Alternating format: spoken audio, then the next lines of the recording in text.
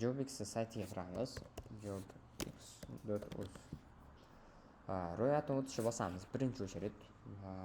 Endi masalan Muhsin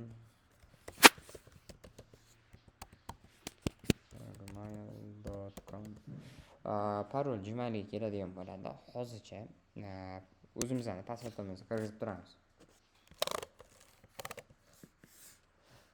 Endi arizalarga o'tamiz. O'zimizning arizalarimizni ko'ra olamiz. Sayt. O'zimizning saytlarimizni qo'sha olamiz. Statistika. Kunlik statistikalarni chiqarib beradi. Oylik kuniga nechtadan vakansiyaga o'tlik qoldirilyapti, darajalari qanday, foizlarigacha chiqazib beradi bizga. Keyin yangi sayt qo'shishni bosamiz. Masalan, Muhsin 06 desak, bu yerga sayt o'zini kirgizishimiz kerak. Muhsin 06. Yaratishni bosganimizdan keyin sayt qo'shib bosgandan keyin bu yerda chiqadi bizda. Sozlamalarga kirib, biz rangini to'g'ri olamiz o'zimizga moslab.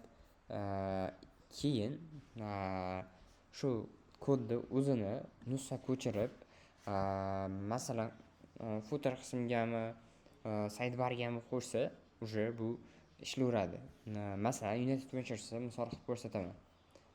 United Ventures'ga qo'yilgan bu narsa xuddi shu ko'rinishda chiqadi. Bu narsani har xil qilib qo'ysa bo'ladi, dizaynni boshqacha qilib qo'ysa ham bo'ladi. United Ventures'ga shunaqa qilib qo'yilgan. Ariza yuklashni bosib, rezyume yaratish bor, rezyume yuklash bor va boshqalar. EA o'zi tahlil qiladi, savol-javob qiladi. Savol-javob qilib bo'lgandan keyin adminning o'ziga foizni yuboradi. Necha foiz bizga ma'qul keldi. Shu bo'yicha aloqaga chiqadi adminlarimiz. Xudo xohlasa, yaxshiroq videolarni ham chiqarishga harakat qilamiz.